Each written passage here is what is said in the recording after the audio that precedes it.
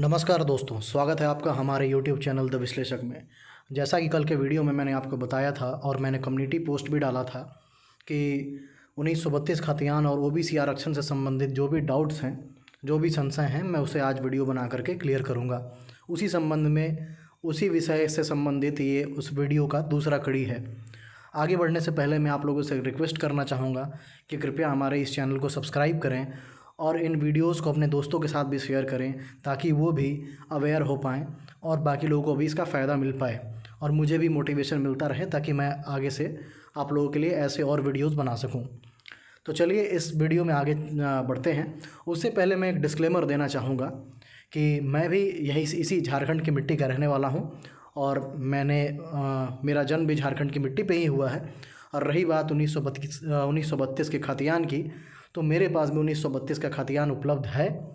इसीलिए ये सारी चीज़ें मैं पहले इसलिए बता देना चाहता हूँ कि कुछ लोग जो पूर्व धारणा से ग्रसित होंगे और कमेंट में आकर के उल्टी सीधी बातें कहेंगे, तो इस वीडियो में जो भी बातें मैं कहने जा रहा हूँ वो पूरी तरीके से फैक्ट पे आधारित होगी, ना तो वो किसी पूर्व धारणा से ग्रसित होगी। इसलिए पूरी जानकारी के लिए आप अंत तक ज़रूर इस वीडियो के साथ जुड़े रहें।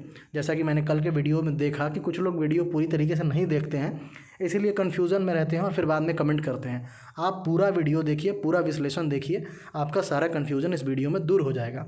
चलिए आगे बढ़ते हैं। जैसा कि मैंने ये पोस्ट जो था अपने कम्युनिटी पोस्ट में डाला था कि कुछ लोग कमेंट ये कर रहे हैं कि क्या 1932 का खतियान जिन बिहारी लोगों के पास है, क्या उनको भी इसका फ़ायदा मिल जाएगा, क्या वो भी हमारे यहाँ के स्थानीय मान लिए जाएंगे, और जो भी चीज़ें हैं इनके बारे में हम डिटेल में विस्तार से बात करेंगे। सबसे पहले इस चीज़ पे, इस पॉइंट पे चर्चा किया जाए कि आखिर ये 1932 का मामला ये अचानक से तूल कैसे देने लगा। जैसा कि आपको पता है कि अभी कुछ दिन पहले जो इस विशेष सत्र से पहले जो विधानसभा का सत्र आयोजित हुआ था और उस समय जब जयराम महतो का आंदोलन पूरे चरम पे था झारखंड में, तब माननीय मुख्यमंत्री जी ने खुद विधानसभा में खड़े होकर के कहा था कि 1932 का खतियान जो है वो लागू करना जो है वो फिजिबल नहीं है, ये कोर्ट में जाएगा, ये जाकर के वहाँ पे लटक सकता है, इसलिए ये प्रैक्टिकली नहीं लगता है कि 1932 का खतियान ये लागू कर सकते हैं। लेकिन अभी अचानक ऐसी कौन सी मजबूरी आ गई कि इन्होंने आनन फानन में कैबिनेट की मीटिंग बुलाई और इस चीज़ को अपने कैबिनेट से पास कर दिया। दरअसल इसके पीछे की मंशा ये है, अब इसको मैं एक उदाहरण के साथ आपको समझाना चाहता हूँ। जैसे कि एक आप दृश्य सोचिए कि अगर कोई एक बच्चा है, कोई स्कूल में पढ़ता है और उसने कोई गलती की है। अब मान लीजिए कि वो चीटिंग करते हुए किसी एग्ज़ाम में पकड़ा गया और उसे टीचर ने पकड़ लिया। अब वो टीचर से बचने के लिए, टीचर की सारी बातों को मानने के लिए तैयार हो जाता है। टीचर बोलेगा 10 बार कान पकड़ के उठक बैठक करो, तो वो 20 बार करने के लिए तैयार हो जाएगा। सेम स्थिति हमें यहाँ पे देखने के लिए मिल रही है। जैसा कि सरकार को पता है कि उनकी जो सरकार है वो खतरे में है, जो माननीय मुख्यमंत्री हैं उनकी विधायिका खतरे में है, उनके भाई की विधायिका खतरे में है, उनके जो मंत्री हैं मिथिलेश ठाकुर उनकी विधायिका खतरे में है। तो ऐसी स्थिति में वो जनता का जो जनमत है उसका जो इस्तेमाल है वो करना चाहते हैं, उसे अपनी ओर मोड़ना चाहते हैं। और जाहिर सी बात है इसमें कोई गलती भी नहीं है, जाहिर सी बात है कोई भी पॉलिटिकल पार्टी अपने फ़ायदे के बारे में सोचती ही है। इसीलिए आप देख रहे होंगे कि अचानक से जब से ये मामला आया माननीय मुख्यमंत्री की विधायिकी से संबंधित, तो सरकार बहुत बड़े बड़े फैसले अचानक से लेने लग गई है। उसी कड़ी में ये फैसला 1932 खतियान और 27% ओबीसी आरक्षण का था। इन्होंने इसे कैबिनेट से पास कर दिया। उसके बाद इस चीज़ को ऐसे पूरी मीडिया में दिखाया गया, सोशल मीडिया पे, ट्विटर पे ऐसे दिखाया गया जैसे कि कितनी बड़ी क्रांति हो गई हो। अरे भाई, कैबिनेट से सिर्फ पास कर देने से कोई चीज़ें जो हैं वो अप्लाई नहीं हो जाती। इसे धरातल पर उतरने में, इसे अप्लाई होने में सरकार को नाको चने चबाने पड़ेंगे। आखिर ऐसा क्यों होगा, उसका पूरा डिटेल हम आगे इस वीडियो में देखेंगे। चलिए आगे बढ़ते हैं और पूरे इस डिटेल के बारे में बात करते हैं। आज के ही हिंदुस्तान अखबार में एक बहुत बेहतरीन इसका जो जर्नी है आपको दिया हुआ है कि 1932 खतियान का आखिर आधार क्या है। जैसा कि आप पूरे इस स्क्रीनशॉट को देख सकते हैं कि झारखंड में 1833 में शुरू हुआ था भूमि सर्वेक्षण का काम। 1833 में बिहार बंगाल वाले झारखंड के क्षेत्रों में सर्वेक्षण और भूमि बंदोबस्ती शुरू हुई थी। 1932 का खतियान उस समय हुए भू सर्वेक्षण के बाद तैयार हुआ था। बाद में अलग अलग सर्वे हुआ और 2002 में भाजपा की जो बाबूलाल मरांडी की सरकार थी, उन्होंने भी 1932 खतियान के आधार पर ही स्थानीय नीति बनाने की पहल की थी।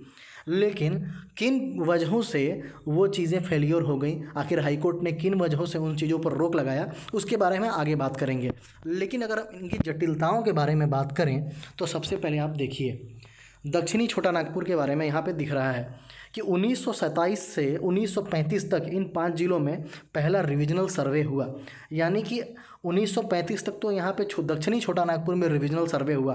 तो जाहिर सी बात है कि जब 35 तक रिविजनल सर्वे चल ही रहा था तो इन क्षेत्रों में जो लोग होंगे उनके पास तो 35 का भी खतियान होगा। बात रही संथाल परगना की, तो यहाँ देखिए कि रिविजनल सर्वे 1976 यानी 1976 में हुआ।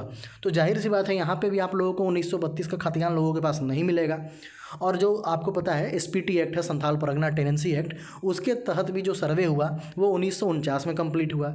तो जाहिर सी बात है कि उस समय भी जो सर्वे हुआ होगा तो उस समय जो उन लोगों के पास खतियान होगा वो 1949 का होगा, उनके पास भी 1932 का खतियान नहीं होगा। बात रही कोल्हान की, तो कोल्हान के बारे में आप देख सकते हैं कि रिविजनल सर्वे 1934 से 38 के बीच में हुआ और दूसरा रिविजनल सर्वे 1958 से लेकर के 1995 के आसपास में हुआ। तो ये सारी स्थितियों को आपको देख करके समझ में आ गया कि पूरे तरीके से 1932 का जो सर्वे था वो संपूर्ण झारखंड में नहीं हुआ था। तो सबसे पहला सवालिया निशान यहाँ पे ये खड़ा होता है कि आखिर आप किस आधार पे 1932 का आधार मानते हुए पूरे झारखंड की स्थानीय नीति इस पे बना देंगे, जबकि 1932 का जो सर्वे था वो पूरे झारखंड के भौगोलिक क्षेत्र में हुआ ही नहीं था। तो ये अपने आप में ही विरोधाभासी चीज़ें नज़र आ रही हैं। जब किसी का सर्वे ही नहीं हुआ तो उसमें वहाँ पर रहने वाले लोगों की क्या गलती है अगर उसके पास कोई खतियान नहीं है तो? जाहिर सी बात है। और दूसरी चीज़ सबसे बड़ी समस्या ये है कि जब 1932 में हमारे देश का ही अस्तित्व नहीं था, 1947 में तो हमारा देश ही आज़ाद हुआ, तो फिर उसको कैसे आधार माना जाएगा? ये बातें मैं अपने से नहीं कह रहा हूँ, ये सारी चीज़ें फैक्ट हैं और इन्हीं फैक्ट्स के आधार पे ही इन चीज़ों को हाई कोर्ट में चैलेंज करके रोक दिया जाता है। अब आगे इस पर बात करते हैं। अब देखिए ये एक्सपर्ट हैं जिनके हिसाब से इन्होंने भी 1932 के खतियान को बहुत अच्छे तरीके से एक्सप्लेन किया है आसान भाषा में। इनका नाम है श्री सुरेंद्र सोरेन। ये बताते हैं कि 1932 के खतियान को आधार बनाने का मतलब यह है कि उस समय जिन लोगों का नाम खतियान में था वे और उनके वंशज ही झारखंड में स्थानीय कहलाएंगे। यहाँ के स्थानीय और आदिवासी समुदाय की तरफ से लगातार इसकी मांग की जा रही है। उनका तर्क ये है कि तब अंग्रेजों की तरफ से ज़मीन का सर्वे कराया गया था, इसी के आधार पर स्थानीय को परिभाषित किया जाए। बिल्कुल मैं इनकी बात से एकदम सहमत करता हूँ और हर कोई इनकी बात से भी सहमत करेगा। लेकिन सबसे बड़ा पेच ये है कि 1932 में ही टोटल झारखंड के भौगोलिक क्षेत्र का सर्वे नहीं हो गया था। इसलिए बहुत सारे ऐसे झारखंड के लोग हैं जो 1932 क्या अंग्रेज के 1770 में जब अंग्रेज आए थे उनसे भी पहले से झारखंड में रह रहे हैं, लेकिन उनके पास चूंकि 1932 का खतियान नहीं होगा क्योंकि वो उससे भी पहले से रह रहे हैं, लेकिन उनका खतियान हो सकता है कि बाद में बना हो, क्योंकि मैंने आपको पहले ही बता दिया कि झारखंड के अलग अलग क्षेत्रों में अलग अलग समय पर जो है वो सर्वे कराया गया था। अब आगे की बात करते हैं। जैसा कि आपको पता है कि ये गोड्डा के सांसद हैं निशिकांत दुबे। मैं इनकी आइडियोलॉजी, इनकी पार्टी और इनके जो भी चीज़ें हैं उनसे इतर जो ये बात यहाँ पे कह रहे हैं उस फैक्ट के बारे में मैं चर्चा करना चाहूँगा। इन्होंने लिखा है कि पूरा पलामू कमिश्नरी, कोल्हान, संथाल परगना के अधिकतर हिस्से धनबाद 1932 के सर्वे में चिन्हित नहीं है। ज़्यादातर अनुसूचित जाति के लोगों के पास घर भी नहीं है। 1947 में बंटवारा के बाद लोग यहाँ पर आकर बसे। झारखंड के 3.5 करोड़ लोगों में 2.5 करोड़ यानी 2/3 लोगों के लिए क्या नीति है? ये जो आखिरी लाइन है 3.5 करोड़ और 2.5 करोड़ का आंकड़ा, इसको मैं वेरीफाई अभी नहीं कर पाया हूँ तो इस बारे में मैं कंफर्म नहीं बता सकता। लेकिन जो बात यहाँ पे कही जा रही है वो बिल्कुल फैक्चुअल है। आप हिस्ट्री उठा करके देख लीजिए कि धनबाद और मधुपुर जैसे जो क्षेत्र थे वो 1956 में आपके क्या नाम है कि एग्जिस्टेंस में आए। तो फिर जब 1956 में उनका एग्जिस्टेंस ही हुआ, वो बाद में झारखंड के भौगोलिक क्षेत्र से जुटे, तो वहाँ पे रहने वाले लोगों के पास अब कैसे उम्मीद कर लीजिएगा कि उनके पास 1932 का खतियान होगा? बिल्कुल नहीं होगा। दूसरी सबसे फैक्चुअल बात, जब आप झारखंड का इतिहास पढ़ते होंगे तो आप जानते होंगे कि जब अंग्रेजी शासन था तो हमारे झारखंड के जो आदिवासी और मजदूर थे वो असम के चाय बागानों में और उस समय के जो अविभाजित भारत था जो अभी बांग्लादेश बन गया है, वहाँ पे बंगाल और बांग्लादेश के क्षेत्र में जूट की खेती करने मजदूर वो जाते थे। तो जब देश आज़ाद हुआ तो वहाँ से जो मज़दूर वापस आए तो उन्हें झारखंड में, वो जो मज़दूर और आदिवासी वापस आए उन्हें झारखंड में बसाया गया। आपको पता होगा कि रांची में भी बड़ी संख्या में आदिवासियों को बसाया गया। और ये सारी चीज़ें देश के आज़ाद होने के बाद और संविधान बनने 1950 के बाद हुई। तो जो लोग 1950 के बाद वापस से अपनी झारखंड की धरती पर लौटे, जिन्हें आज़ाद भारत की सरकार ने बसाया, उनकी क्या गलती है अगर उनके पास 1932 का खतियान नहीं है? तो आखिर फिर जब आप 1932 को ही आधार मान लेंगे तो फिर आप उन लोगों के लिए कैसे नीति बनाएंगे जो बाद में आकर के बसाए गए हों, जो हो झारखंडी लेकिन किसी काम की वजह से बाहर चले गए और बाद में आज़ाद भारत के बाद सरकार ने उनको बसाया। तो यहाँ पे पूरी कुछ भी क्लियर नहीं है कि आप उनको कैसे मानिएगा कि वो आपके झारखंडी हैं। अगर इस हिसाब से आप देखने लगिएगा, सिर्फ 1932 को ही आधार बनाइएगा, तो एक कुछ पार्टिकुलर क्षेत्र को छोड़ करके तो पूरा झारखंडी बाहर ही ऑटोमेटिक हो जाएगा। अब देखते हैं आगे की स्लाइड्स पे। ये सरयू राय हैं, जैसा कि आपको पता है कि ये बिहार के रहने वाले हैं और जाहिर सी बात है कि ये सवाल उठाएंगे। तो खैर, इनकी आइडियोलॉजी से हटते हुए जो ये फैक्ट कह रहे हैं, इस फैक्ट पे हम बात करते हैं कि हेमंत सोरेन ने खुद ही 1932 के विधानसभा में कहा था कि 1932 खतियान आधारित स्थानीयता संभव नहीं है। अब इसे लागू कर दिया गया। 2 माह में ऐसा क्या हुआ? हाईकोर्ट के 5 जजों का निर्णय 2002 में रहते हुए ये 9वीं अनुसूची में कैसे शामिल होगा, जबकि आधा झारखंड इसकी परिधि में नहीं आता? नियत सही है तो सर्वेक्षण करा लें। सही बात है, इनके जो सर्वेक्षण वाली बात है इस पर मैं सहमत होता हूँ कि आप तब तक नहीं तय कर सकते हैं कि कौन कहाँ का था जब तक आपके पास कोई भी एक पार्टिकुलर सर्वे नहीं हो। जैसा कि अभी तक आपको मैंने दिखा दिया कि 1932 का भी सर्वे पूरी व्यापक तरीके से पूरे झारखंड के हर क्षेत्र में नहीं हुआ था।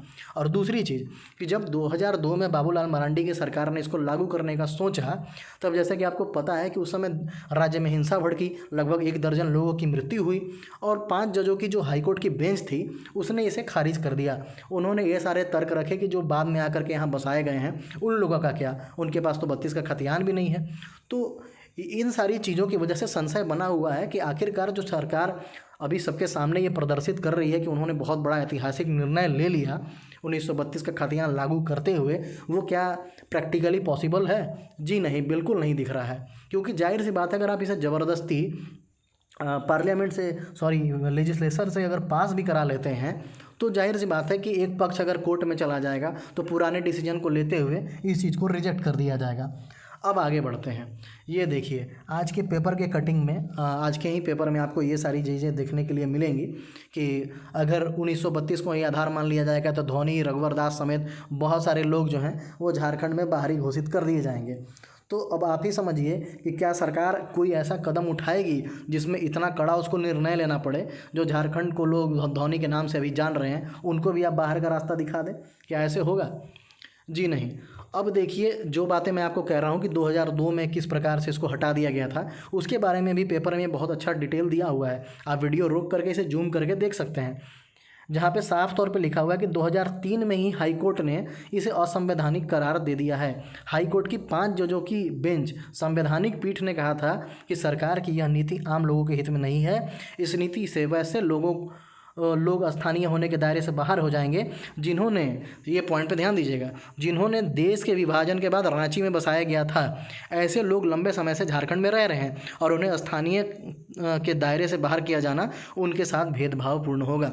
ये कोर्ट का टिप्पणी हो चुका है। अब यहाँ पे देखिए, एक्सपर्ट कमेंट पढ़ सकते हैं, जहाँ पे साफ साफ लिखा हुआ है कि इसके तहत सरकार को अपने सभी विभागों, सभी कार्यालयों के कार्यरत कर्मचारियों का सर्वे कराना है। सर्वे से यह पता लगाया जाएगा कि SC, ST, OBC अत्यंत पिछड़ा वर्ग के कर्मचारियों का अनुपात कितना है। ये उस विषय में है, जैसे कि आपको जो 27% आरक्षण के बारे में है, उसमें भी कोर्ट ने ये टिप्पणी की थी कि जब तक आप सर्वे नहीं करा लेते कि आपके यहाँ SC, ST, OBC की संख्या कितनी है, आप कैसे इस बात को डिसाइड कर लीजिएगा कि आपको किस पार्टिकुलर कैटेगरी को कितना % आरक्षण देना है। तो जाहिर सी बात है 2003 के बाद तो ऐसा कोई सर्वे हुआ नहीं, तो आप कैसे डिसाइड कर लिए कि ये 27% आरक्षण जो है वो सही है। दरअसल इसको भी आपको, जैसे मैंने कल बताया था, कि झारखंड लेजिस्लेचर से पास करके इसे सेंटर भेजना होगा, और इस बीच में अगर कोई कोर्ट में चला जाता है तो जाहिर सी बात है वो चीज़ भी फिर फंस जाएगा। तो कुल मिलाकर के आप यहाँ पे ये बात समझ सकते हैं कि जो 1932 और ये 27% आरक्षण की बात जो हो रही है, एक प्रकार से सिर्फ हवाई है। इसे लागू होने में अभी बहुत बड़े पेंच हैं, बहुत सारी जटिलताएं हैं, कानूनी अड़चनें हैं। जब तक लागू नहीं हो जाता है तब तक किसी को भी पैनिक होने की ज़रूरत नहीं है। अब ये देखिए अगला ट्वीट डॉक्टर निशिकांत दुबे के द्वारा आया था, जिसमें इन्होंने साफ साफ लिखा है कि 1932 खतियान के अनुसार झारखंड के मंत्री चंपई जी, बन्ना जी, मिथिलेश जी, हफीजुल जी, आलमगीर जी, जोबा जी कोई भी सरकार में रहने के लायक नहीं है। सरायकेला मधुपुर 1956 में हमारे पास आया, इसके पहले उड़ीसा बंगाल का हिस्सा था। पाकुड़ का सर्वे नहीं हुआ है। शहर में रहने वाले कोई भी व्यक्ति 1932 के खतियानी नहीं है। ये जो ऊपर में माननीय विधायक और मंत्री लोग का नाम दिया गया है, इनके बारे में मुझे जानकारी नहीं है, इसका फैक्ट मेरे पास नहीं है, इसलिए मैं इस चीज़ को अपनी ओर से ओके नहीं कहना चाहूँगा। लेकिन जो बाकी बातें हैं, सरायकेला और मधुपुर 1956 में हमारे पास आया, और साथ ही धनबाद ये पहले उड़ीसा और बंगाल का हिस्सा था, ये बात बिल्कुल सही है।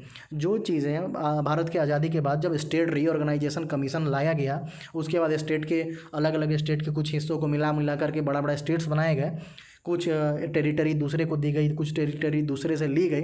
तो उस दौरान सरायकेला मधुपुर और धनबाद जैसे क्षेत्र में लोग बाहर, बाद में ये क्षेत्र झारखंड से जुड़े, झारखंड के भौगोलिक जो अभी वर्तमान भौगोलिक क्षेत्र है। तो आप कैसे वहाँ पे रहने वाले लोगों को तय कीजिएगा कि वो स्थानीय हैं, क्योंकि उनके पास तो 1932 का खतियान होगा ही नहीं। तो ये सारी चीज़ें आपने देख लिया। अब मैं इस पर आपको फाइनल अपना वर्डिक्ट बताना चाहूँगा कि आखिर अब हो क्या सकता है। अब इसमें समस्या ये है कि सबसे पहले जब ये चीज़ें विधानसभा में जाएंगी तो वहाँ पे क्या अड़चन है। जैसे कि आपको पता है कि ये न्यूज़ आप देख लीजिए, जहाँ पे आपको क्लियरली दिख रहा है, कहाँ गया, आपने अभी न्यूज़ देखा होगा कुछ देर पहले कि जो मधु कोड़ा हैं, जो कि अभी कांग्रेस के नेता हैं, उन्होंने ही साफ कह दिया कि अगर 1932 लागू हो जाता है तो कोल्हान जल उठेगा। तो यानी वो खुद कांग्रेस के नेता हैं और खुद इसका विरोध कर रहे हैं। अभी आपने देखा कि कुमार जयमंगल जो हैं, उनका भी स्टेटमेंट अभी आप फॉलोअप पे देख रहे होंगे, उनका इंटरव्यू चल रहा था, उसमें भी उन्होंने बात को बहुत घुमा फिरा करके कहा। कल बन्ना गुप्ता का भी स्टेटमेंट सामने आया, उसमें आपने देखा कि उन्होंने पूरी बात को भोजपुरी भाषा में रखा। तो वो आपको इंडिकेशन देना चाह रहे थे कि चूँकि हम भले ही बिहार के हैं, भोजपुरी बोलने वाले हैं, बाहर से रहने वाले हैं, लेकिन लोग इनडायरेक्टली वो बताना चाह रहे थे कि लोग इस बात के लिए एश्योर रहें कि ऐसा नहीं है कि उनके साथ भेदभाव होगा या फिर उनको बाहर कर दिया जाएगा। देखिए, सरकार अभी इस बारे में कुछ कहना नहीं चाह रही, लोग भी कुछ कहना नहीं चाह रहे, क्योंकि अभी तक वही डिसाइड नहीं कर पाए हैं कि ये पॉलिसी फाइनली होगी कैसी। अभी तक इनके पास ड्राफ्ट नहीं है। अब देखिए इसमें किया क्या क्या जा सकता है। सबसे बड़ी समस्या इसमें ये है कि अगर इसको ज़बरदस्ती आप लेजिस्लेचर से पास करा देते हैं तो हाई कोर्ट में जाकर के अटक जाएगा। अब देखिए इसमें निष्कर्ष क्या हो सकता है, या तो एक नया सर्वे कराया जाए और उस सर्वे का आधार बनाया जाए कि स्थानीय नीति होगी वो कैसी होगी, या फिर अगर आपको 1932 का लागू करना ही है तो आपको पार्टिकुलर एरिया वाइज एग्जम्पशंस देने पड़ेंगे कि जिस एरिया में 1932 का सर्वे हुआ था वहाँ पे 1932 का मानिए, जहाँ 1948 का हुआ था उसके 48 का मानिए, जहाँ 85 का हुआ था और जो भी रिसेंट सर्वे हुआ हो, तो पार्टिकुलरली आपको एरिया वाइज बनाना पड़ेगा। अब ये मैं कानूनी एक्सपर्ट तो नहीं हूँ, अब ये मान लीजिए कि कोर्ट में भी हो सकता है कि चैलेंज हो जाए कि एक ही राज्य में अलग अलग जगह के क्षेत्रों के लोगों के लिए अलग अलग मापदंड कैसे बन जाएगा। कोई 1932 का खतियानदारी कहेगा कि वो यहाँ का स्थानीय है, किसी के पास 85 का है तो वो कहेगा, तो 32 वाला उस पर ऑब्जेक्शन करेगा। जहाँ पे मान लीजिए कि 1932 का मान लीजिए आधार बना लिया गया और वहाँ बहुत सारे ऐसे लोग होंगे जिनके पास नहीं होगा, लेकिन उसी राज्य में जहाँ 1985 का सर्वे हुआ और उसके पास खतियान है और वो वहाँ पे मान लीजिए स्थानीय हो गया, तो जो 32 वाले में जो एग्जेम्प्टेड था, जो बाहर था, वो जाकर के कोर्ट में केस कर देगा कि एक ही राज्य के दो जगह पे एक ही राज्य है और अलग अलग नीति कैसे हो जाए। कुछ क्षेत्र में 1932 का मान्य रहेगा, कुछ का 48 मान्य रहेगा, किसी का 85 मान्य रहेगा। तो प्रैक्टिकली देखा जाए तो ये एकदम पॉसिबल नहीं दिख रहा है। और खैर इसमें मैं तो कोई कानूनी एक्सपर्ट नहीं हूँ, डिपेंड करता है कि सरकार, जाहिर सी बात है जब इस बात को लेकर के आगे बढ़ेगी तो कानूनी जो एक्सपर्ट्स हैं उनसे सलाह लेगी और उसके बाद कमेटी बनाएगी, फिर ड्राफ्ट बनेगा। दरअसल अभी तक कोई बात खुल करके सामने नहीं आ रही है, इसका मतलब कि अभी तक ड्राफ्ट ही रेडी नहीं हुआ है। ये ड्राफ्ट बनाएंगे, उसके बाद उसको लेकर के लेजिस्लेचर में जाएंगे, फिर उसको पास कराएंगे, तब तक हम लोग इस पर नहीं कोई टिप्पणी कर सकते। लेकिन जो चीज़ें अभी तक चल रही थी, जिसको लेकर के बाहरी भीतरी का जो डिस्कशन था फिर से झारखंड में चालू हो गया था, उम्मीद है मेरे इस वीडियो के बाद जो लोग कंफ्यूज हो रहे थे उनका डाउट क्लियर हो जाएगा, इसलिए आप लोगों को पैनिक करने की ज़रूरत नहीं है।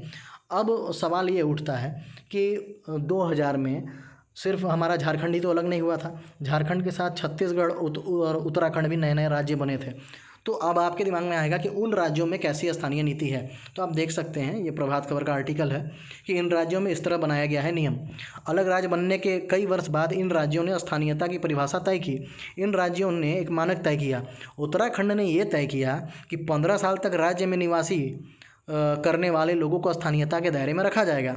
और इसी तरह छत्तीसगढ़ ने यह तय किया कि राज्य में पैदा लेने वाले या 15 साल से राज्य में रहने वाले और 3 वर्ष तक लगातार शिक्षा ग्रहण करने वाले स्थानीयता के दायरे में आएंगे। तो आप यहाँ पे देख सकते हैं कि छत्तीसगढ़ और उत्तराखंड ने जो है वो राज्य बनने के बाद जो 15 साल से जो जो उस स्टेट में रह रहे हैं उनको स्थानीय मान लिया, और छत्तीसगढ़ ने उसे भी मान लिया कि जो लगातार 3 साल तक अगर मान लीजिए छत्तीसगढ़ के किसी कॉलेज या स्कूल में पढ़ाई कर रहे हैं तो उनको स्थानीय मान लिया। अब बात यहाँ पर आएगी कि वो झारखंड चूँकि एक ट्राइबल स्टेट है, तो भाई साहब छत्तीसगढ़ भी एक ट्राइबल स्टेट है। इसीलिए अब आपके लिए सोचने का विषय ये है कि आखिरकार झारखंड में ही ये स्थानीय और इस टाइप का जो मुद्दा है वो क्यों आगे बढ़ रहा है। दरअसल देखिए, मैं अब यहाँ पे साइड बाय साइड दोनों पार्टी को कंपेयर कर रहा हूँ। अगर आप सेंटर में बात करेंगे तो बीजेपी है। जब महंगाई, बेरोजगारी और बाकी टाइप की चीज़ें बहुत ज़्यादा जब तूल पकड़ने लगती हैं तो आपको हाथ में धर्म का झुंझुना पकड़ा देगी, हिंदू मुस्लिम वाला एंगल घुसेड़ देगी ताकि आप उसमें फंसे रहें। और वही चीज़ स्टेट में है कि जब यहाँ पे बात हो रही थी, जब छात्र आंदोलन कर रहे थे कि जेएसएससी के द्वारा कोई एग्ज़ाम नहीं हो रहा है, जेपीएससी की वैकेंसी सारी लटकी हुई हैं, जो हो रहा था जिसका किसी का इंटरव्यू फंसा हुआ है, तो अभी कुछ दिन पहले तक तो जेपीएससी के चेयरमैन तक नियुक्त नहीं थे। तो जब ये सारी चीज़ें सामने उठ कर के आती हैं तो जानबूझ करके ये सारे झुंझुना पकड़ा दिया जाता है कि लोग इन सारे मुद्दों में उलझ जाएं और जो मूलभूत मुद्दे हैं लोग उससे सवाल उठाना बंद कर दें। लेकिन सरकारों को ये समझना चाहिए कि अब लोग बेवकूफ़ नहीं रह गए हैं, वो अब अपने अधिकार और बाकी सारी चीज़ों को सही गलत को समझना शुरू कर दिए हैं। इसीलिए अब आप देख सकते हैं कि आखिरकार मजबूरी में केंद्र सरकार को भी अनाउंस करना पड़ा कि वो अगले 10 महीने में 10 लाख नौकरी देगी। बगल में बिहार को देख लीजिए, वहाँ पे नई सरकार का गठन ही सिर्फ इस बात पे हुआ कि बेरोजगारी बहुत ज़्यादा है। और आप देख सकते हैं कि जब से ये सरकारें बनी हैं, चाहे खैर जैसे पहले भी नीतीश कुमार की भी सरकार थी, तो सरकार बनने के बाद ही वो लगातार आप देख रहे होंगे कि वहाँ पे वैकेंसी वो निकाले जा रहे हैं। जो भी स्टूडेंट्स मांग कर रहे हैं वो मांग पूरा किया जा रहा है। तो जाहिर सी बात है ये एक बहुत सुखद संदेश है कि ये जो राजनीति के जो डायरेक्शंस हैं वो अब मूलभूत जो समस्याएं हैं उस ओर मुड़ रहे हैं। लेकिन झारखंड में अफसोस की बात है कि लोग अभी भी बाहरी और भीतरी ये सारी चीज़ों को लेकर के उलझ जाएंगे और मूलभूत जो विषय हैं उनसे सवाल उठाना बंद कर देंगे। जैसा कि आपको पता है कि छोटी सी चीज़, जैसे कि आपने देखा था कि जेपीएससी वाला मुद्दा में आरक्षण मिलना नहीं मिलना, ऐसी चीज़, इन सारी चीज़ों को सुधारने में इनको 6 महीना साल भर लग जाता है। एक तो नियमावली बनाए हैं 10th 12th जिसमें जनरल वाले बाहर हो जा रहे हैं, हिंदी बाहर कर दिया है, उसके वजह से वो मामला 1 साल से लगभग ज़्यादा से खींचा हुआ चला आ रहा है। तो जब ये छोटी छोटी चीज़ों को ही रिजॉल्व नहीं कर पा रहे हैं तो आपको लगता है कि इतने जटिल चीज़ जो ये स्थानीयता का हो गया, चाहे रिजर्वेशन का हो गया, ये इसको रिजॉल्व कर पाएंगे? नहीं। इसलिए आपको ये सारी चीज़ों में फंसा के रखे हुए रहना चाहते हैं। ये दरअसल पॉलिटिकल पार्टीज़ का अपना एजेंडा होता है। इन सारी चीज़ों पर ज़्यादा बात करने की ज़रूरत नहीं है। उम्मीद है कि आप लोगों को आज सारा डाउट ये क्लियर हो गया होगा। और मैंने आपको कंपैरिजन करके भी बता दिया कि दूसरे स्टेट जो झारखंड के साथ बने थे उन्होंने अपना स्थानीय नीति किस हिसाब से बनाया है। तो आप समझ सकते हैं कि इसकी दरअसल सच्चाई क्या है और जो भी बातें सामने चल रही हैं वो कितनी फिजिबल हैं। अभी वेट एंड वॉच की स्थिति बनी हुई है। देखिए, अब आखिरी जाते जाते मैं आपको ये न्यूज़ दिखाना चाहूँगा कि आज राज्यपाल से मिले सीएम, पत्र सौंपा, चुनाव आयोग के जवाब की कॉपी मांगी। अब देखिए, सीएम का जब भविष्य जो है वो अंधकार में लटका हुआ है कि उनके साथ क्या होने वाला है, तो वो कितना तिलमिलाए हुए हैं। वो उनके पार्टी के लोग या फिर वो लोग बार बार बोल रहे हैं कि जो भी राजभवन के पास डिसीजन है वो जल्दी सुना दिया जाए। आखिरकार अब तो इन्हें समझ में आ रहा होगा ना कि कैसे किसी जेपीएससी और जेएसएससी की वैकेंसी को जब आप 5-5 साल 7-7 साल लटका के रखते हैं। पंचायत सचिव को देखिए, सुप्रीम कोर्ट से वो केस जीत करके आ गए लेकिन उनको ज्वाइनिंग नहीं मिला। तो उन लोगों की मानसिक स्थिति क्या होगी जो 5 साल 7 साल अपनी एक महज नौकरी के लिए लटके रहते हैं, कोर्ट में केस लड़ते रहते हैं। उनकी मानसिक स्थिति क्या होगी जब वो 5 साल बर्दाश्त कर सकते हैं लेकिन आपसे 1 महीना बर्दाश्त नहीं हो रहा है।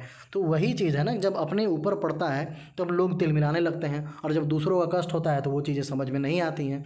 तो इसलिए अब आप देख सकते हैं कि दरअसल जो भी चीज़ें आपको सामने देखने के लिए आई है, 32 का आरक्षण, 32 का खतियान, 27% आरक्षण, ये कुल मिला करके एक राजनीतिक स्टंट था, लोगों का जो इमोशन है उसे अपने साइड करने का, कि अगर हम बाहर भी चले जाते हैं तो लोगों का सपोर्ट मिलेगा तो वापस से हम गवर्नमेंट में आ जाएंगे, ये बोलते हुए कि हमने जो कहा था वो कर दिया। दरअसल इन्होंने एक कहा था, कब लागू होगा, कैसे लागू होगा, ये सारी संभावनाओं के बारे में मैंने चर्चा कर दिया, आपको बता दिया। और कैसा लगा आपको ये वीडियो, आप ज़रूर कमेंट करके बताएं। अगर कोई डाउट हो तो कमेंट में लिखें, मैं हर कमेंट का जवाब ज़रूर देता हूं। और जाते जाते मैं आपसे फिर से रिक्वेस्ट करना चाहूँगा कि कृपया चैनल को सब्सक्राइब करें और बाकी लोगों के साथ शेयर करें। धन्यवाद।